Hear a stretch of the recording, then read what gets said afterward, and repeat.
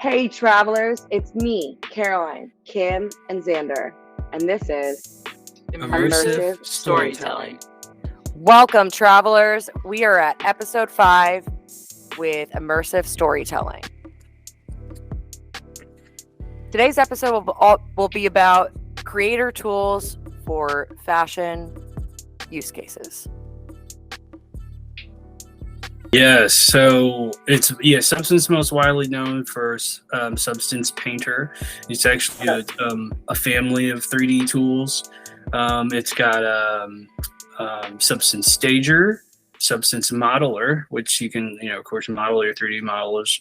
Substance Painter, like we mentioned. And I think, what is that one for asset design? Substance Designer. Which is a super powerful way you can create materials, AI generated materials. So it's a really cool family. It's available for free trial. I'm sure we could probably drop the link. I've been using it for about 2 years now. There's a really cool, a big community around it. I use it for speed and someone who's natively a designer, like a designer first with the Adobe Substance apps. And then I started into 3D. I like the Adobe Substance family because it's really like design native, and if you use the apps, it's really intuitive to touch base with those. It's also very fast, like for lightning fast renders. So when I wanted to test my 3D models and grab some great still shots, the render speed is like ridiculous. You can really grab some really fast renders and just test your models really quickly, as well as just build scenes and like test them in 3D, make them into like 3D websites to share with clients to review the files, like a web link. So yes, I utilize the Adobe Substance family. I think the whole family is great for digital fashion, but even the Painter specifically is usually the main tool that people utilize. And it's also available in other apps, like you mentioned, like Clo3D, Blender, Maxon, and a growing list of families. It's a really good, really good tool for 3D modeling.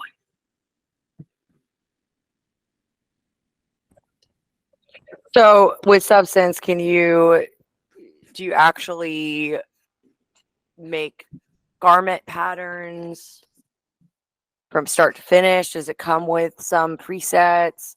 How easy would you say it is to use from a non-fashion designer perspective? I would say it's pretty, depending on what you want to do. There's because there's the couple different apps. If you just want to like view your 3D files and build a scene really easily, you can start with Stager. It's pretty easy just to drop a 3D asset in, and you can manipulate it, use your gizmo to see all the different vantage points of it, and you can drop in the Substance materials. They have a really cool Substance 3D asset store where you can buy a lot of cool assets and materials and stuff, and that it's really integratable with the whole family. So it's really cool. I would say a non-fashion designer for the basics, it's like an intermediate tool. Like you could pick it up probably within a couple of YouTube tutorials in like 2 weeks. I think you could be like decent with it and do most of the basic functions you want to do. And then there's plenty of tutorials of how to use all the tools, especially Painter. It's a really popular one and very powerful for 3D texturing. The texturing and the layers and stuff. I'm starting to do a lot more of that, so I can like really customize my models even further. And plus they keep becoming more intuitive because they keep getting like powered by like AI technology, which is really cool. Yeah, I saw in the Clo download that I have, it's a 30-day free trial. And if you are curious about experimenting with creating digital garments, I definitely encourage everyone who's listening to go check out these software solutions. Clo was definitely really cool, but also very, I'd say, jam-packed with a lot of tools that I don't necessarily know how to operate without a fashion design background. However, I am definitely going to dive into more YouTube tutorials. Shout out to Mikkel. That was one creator that had some great, she was a teacher for fashion designers, and she had some great YouTube videos that I checked out and got me a sense of creating a t-shirt and demoing the material and then exporting it as a FBX. I tried a couple different things. I exported it as an FBX. I exported it as a .obj and GLTF, trying to figure out which one would provide a seamless import export process into the next area, which was going to be Effect House to create a filter like we talked about. So the premise of this episode really was to explore these software solutions to see if we could create a 3D piece of fashion and export that from that software and then import it into our social platform filter creator software solutions. One of them being TikTok's Effect House, and the other, I believe, is Spark AR, Meta's. Yeah. Correct. Cool. Yeah. So the Clo fashion, I can share my screen. Let's see here. One of them that I thought really stood out to me was this pattern generator. I think that's really something I'm going to look into at another point. And also the graphic generator. I will quickly. So if I were to take everyone through this, I guess I can just create.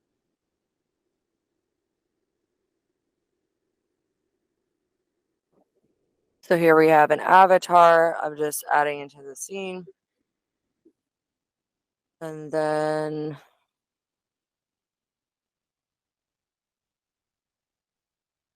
we've got, let's see. And then they have a couple of templates for garments that they've already given us. So some basic ones. With this garment, we can now add in a different fabric, or we can go to the fabric creator to change either the material or the color. So let's just say this is going to be black. And apply and close. So now our garment here is the color we just updated. And then I can also show pattern with our brand. So it's as simple as dragging that in there. And then I'm still learning. There's a simulation toolbar. So this is pretty good for you. Just pick this up and you already have like our logos on a piece of garment. That's pretty awesome. Yeah, so it does get a little bit tricky when we get into the export process, as you'll see here with me in a moment. So, and I still have some further diving into to do, but you could see, so this is the garment pattern on the side of over here. We can modify it and it'll change in real time in the left rendering window.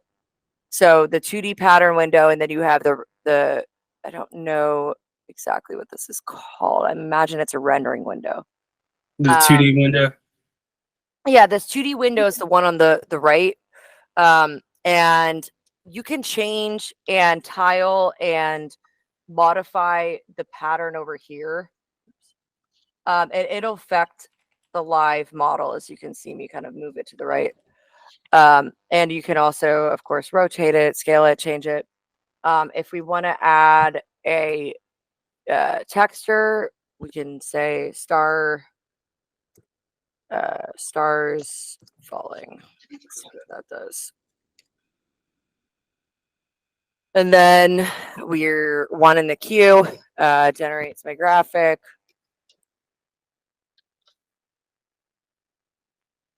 Let's say we like that. We apply. And now we have this pattern to work with. Yeah, I was able to successfully make a t-shirt, put on a very simple pattern.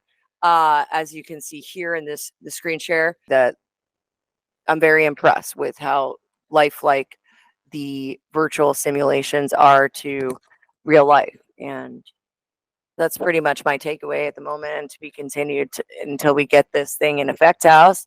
And yeah, hopefully there'll be a filter soon coming to you soon. I feel like it's better to just walk people through what I did with our last event and making these 2024 classes. I made it in like about 30 minutes, and it was a combination of like 3 YouTube tutorials. So let me put on my actual glasses, because like these are awesome, but I won't be able to see. So let's do a screen share. So for the idea for like our events, I wanted something that kind of felt like more personal, to connect with the people that came to our events, in the sense like I wanted to give them some type of trinket or like a memento, and somehow tie the digital with the physical. So the idea being that before they would go to the event, they'd see these 2024 glasses, and then once they got there, I'd be passing them out, and people would, it'd be like a real life filter. This is a website that I've been using for 3D printing. It's all open source. It's called printables.com. And all of the stuff here is kind of free to use. They have certain types of licensing stuff that they say can and cannot be remixed, depending on the model. But most of the ones I found, it's kind of like free game. And specifically, I think the one I had found was this one that I used. But for the model that I used, I did only use the front part of the glasses, because this was the 3-part piece with each of the legs on it. Since you're only going to really see the front part, I just use that piece. So this is formatted as a .stl. I just used an online converter to convert it into an OBJ, and then put it into, this is a Meta Spark AR. And it's kind of, I guess, it's very basic design, but when you're working in Spark AR, one of the most important things to have, I'm trying to see if I can make this any bigger. Well, it's hard to see if you're following along, but on the left, there's something called a canvas, and this kind of holds where you put, like here I have the rectangle, which holds where it says winter session, the PNGs. And this light leaks block is one, and I'll put it in the, I'll give the link for it. It's a tutorial that I found on YouTube, and it's like a 2-minute tutorial, and they already kind of have a packaged thing where you see these lighting effect that kind of is going on her. And I just drop it in, and it's already works. The only thing I did was I kind of changed the color a bit to green to match a little bit more of the effect. The snowflakes here are in Spark AR is called an emitter. I know, like, if you're familiar with Unity, it'd be the particle system.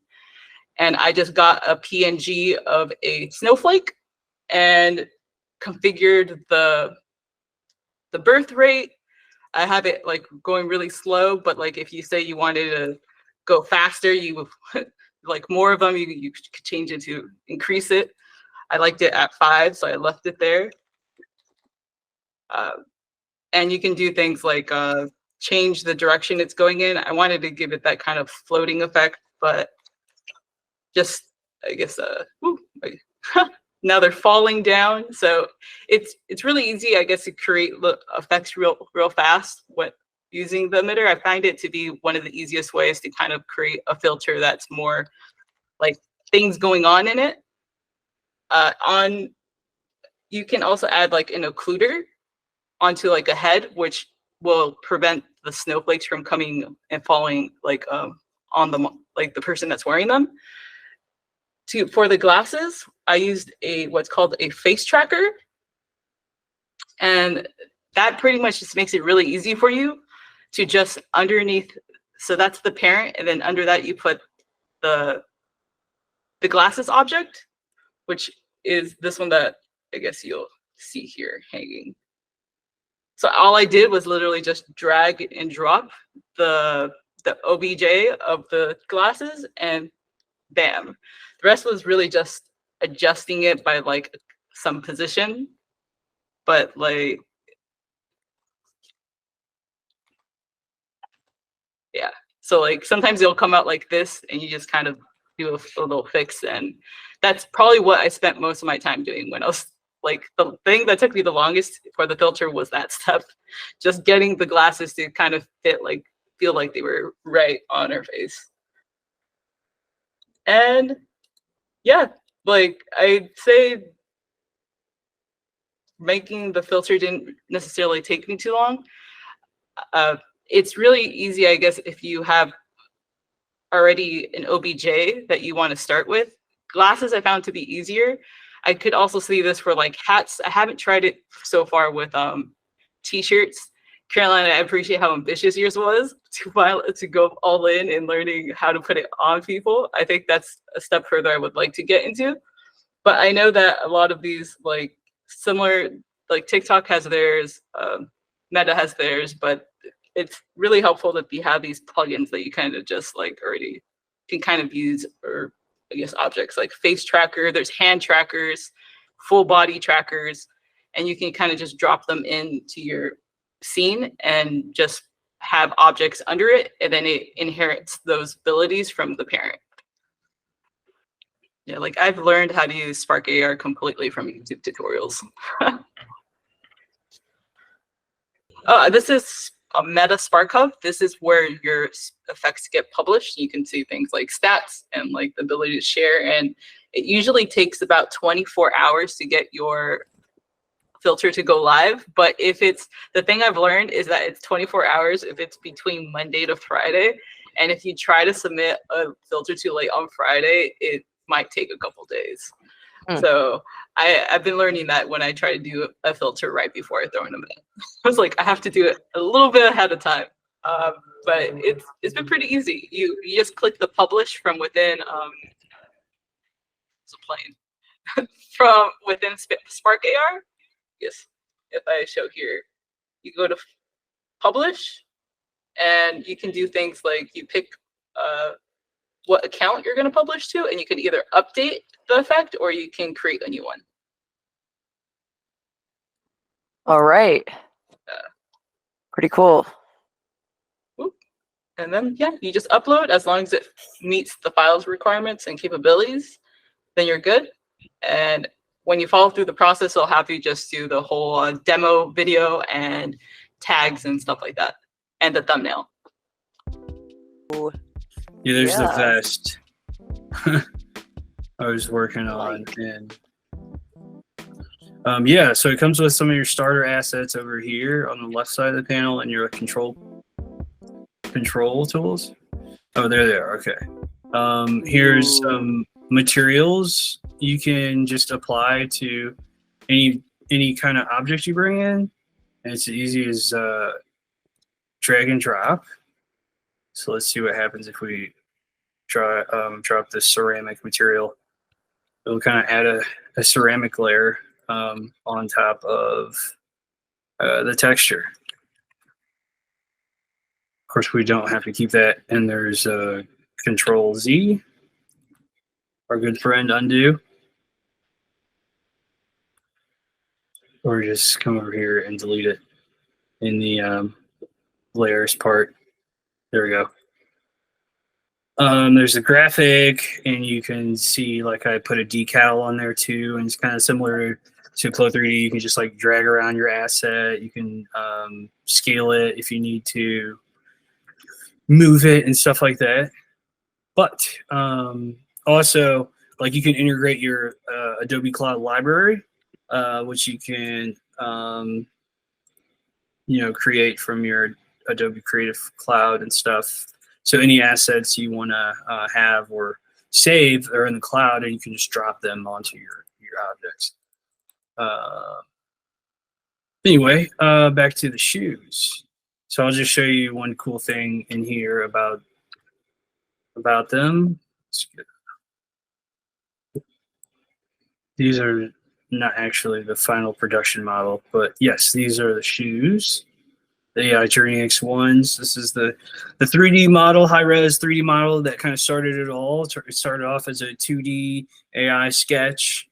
And yeah, we breathed life into it and created the 3D file, as well as the whole brand.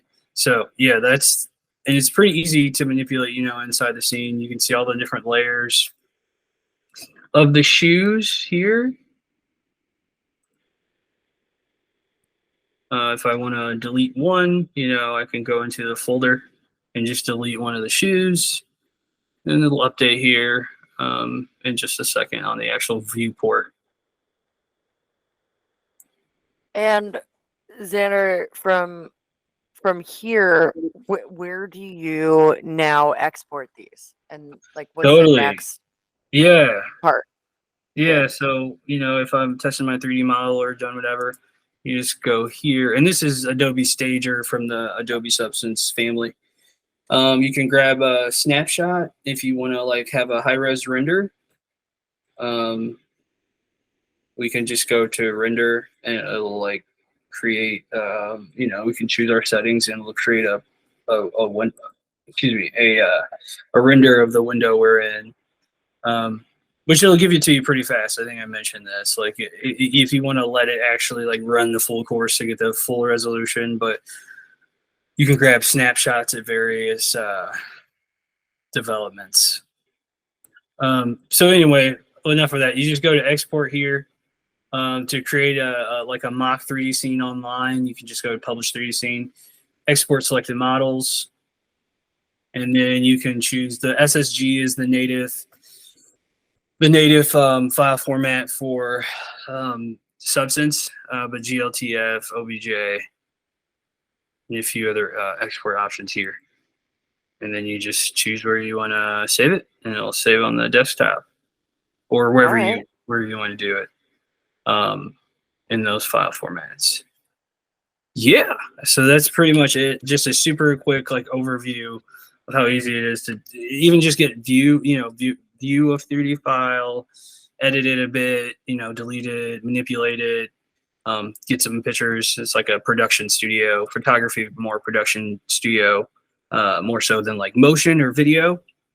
They do have those elements, but that's we can talk about that another day. Usually people will pair the Adobe Substance with like Cinema 4D or Blender workflow, Cinema 4D, or actually After Effects.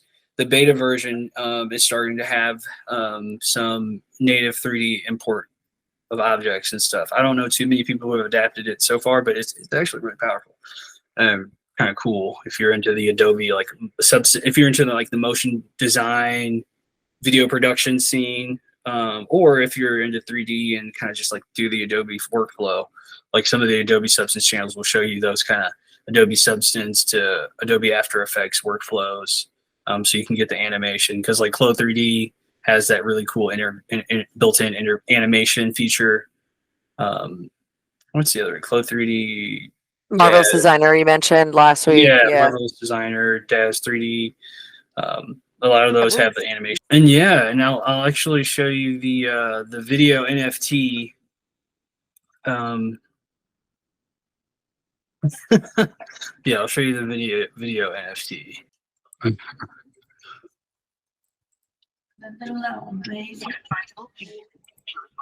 here, and the next step in human evolution is already within our grasp. The AI Journey X1 from Xander Love is more than a shoe. It's a symbol of the new age of human plus AI creation. Step into the future and the metaverse. Voila, and that's the video NFT. Yeah, and with that you get the NFT, the video NFT, which is it's on a cross mint platform, which is like you can just mint it from an email address. It'll make a custodial wallet. So it's kind of like an invisible Web3 layer for claiming merchandise. And then you can transfer your NFT to like an existing one of your existing wallets. Which is really cool, if you already have a Web3 collection. If not, it's like painless to just start a collection. Then the other utility is it's an actual wearable, so you'll be able to like actually wear it on your avatar in some certain circumstances, in some exclusive virtual worlds that I'll make available to the holders, and also you can just see them in like a viewport kind of setting, which is really cool.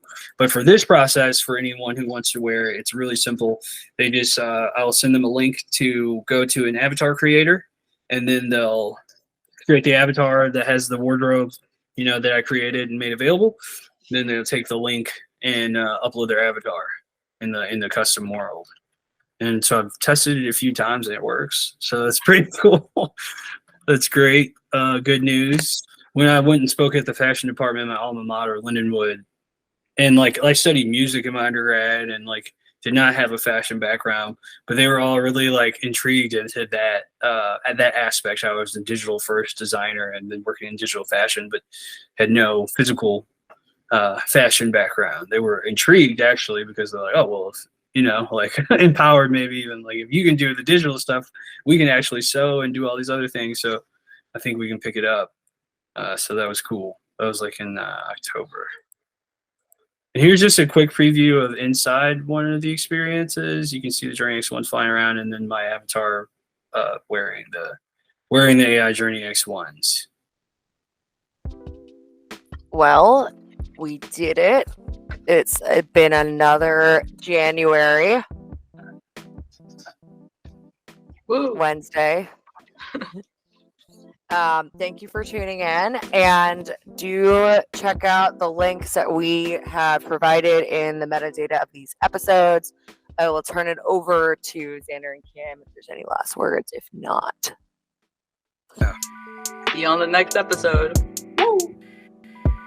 Immersive storytelling. Yeah.